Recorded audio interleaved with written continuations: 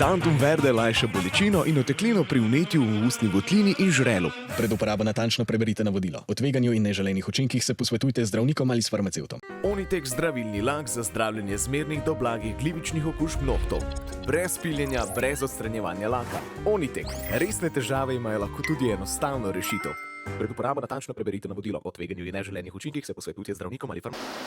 Zdaj, kar se tiče tega paketa 50 milijard, jaz imam nekatera vprašanja.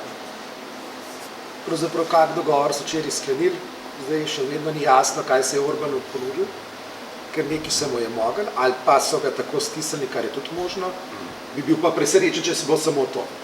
Zdaj, tisto, kar mene zanima, je tista milijarda, pa še nekaj iz kohezije, ki bo šla, kako so se tam odzmenili glede nacionalnih ovojnic. Jaz bi predvsem zdaj v tem kontekstu predvsem si želel, da Evropska unija, kar pa praktično po moje oceni nemogoče, ampak bi bilo dobro, da bi to naredila. Ne. Zdaj počasi prihajamo, zdaj tiste točke euforija se je končala, zdaj prihajamo do neke točke realizma. In sicer zdaj meni je všeč to, da se so začele dejansko prave analize, kaj pomeni, če Ukrajina vstopi v Evropsko unijo. Zdaj tisto, kar se je na grozovito strašil, da to pomeni, da bodo vsi sedanje članice postale neto plačnice, se je pokazalo, da ni res. Tako da več je teh analiz, ki kaže, tudi kmetijstvo ne bo zaradi tega propadlo. Je pač, zdaj, ko se začnejo številke, pa zadeva malo bolj realistično gledati, ni tako vse črno, kot je bilo predstavljeno. In tudi tukaj se vidi pač ta vloga, da se je malo kmetijstvo znervira ali pa kmete. Dobro, to je pač politična igra. Ukrajina pa kot vojna sama, jaz mislim, da ste obe strani v tem trenutku izčrpani. In to je dejstvo, ki ga je treba enostavno začeti upoštevati. Evropska unija mora po moji oceni tukaj jasno postaviti, kaj je pravzaprav cilj našega delovanja v Ukrajini. Zdaj v Ukrajini, jaz mislim, da se bo proces, da se nek diplomatski proces že dogaja v ozadju. To je moja ocena. Do česa bo ta pripeljal, je težko reči.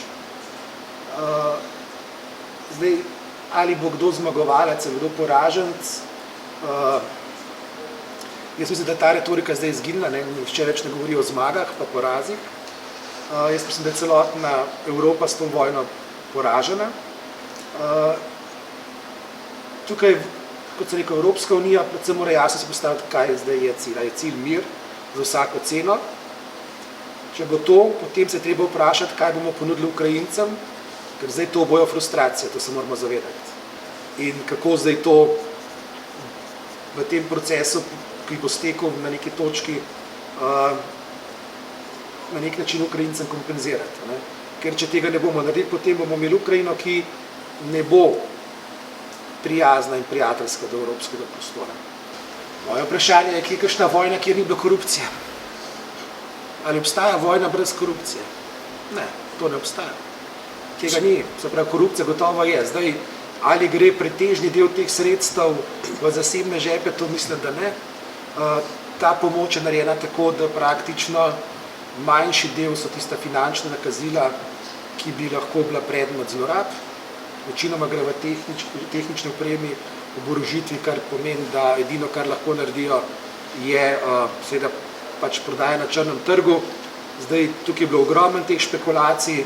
Jaz nisem nobene havbice videl iz Ukrajine, ki bi prišla na črni trg. Pehotno oborožitev, verjetno se bo dogajalo in se že dogaja, ampak to se je vedno dogajalo v vseh vojnah, tako da edino vprašanje, ki je, ali je ta, bom rekel, korupcija v Ukrajini disproporcionalno večje, kot je mogoče v drugih oboroženih konfliktih podobnih. Zdaj, niti dokazov za, niti proti ni.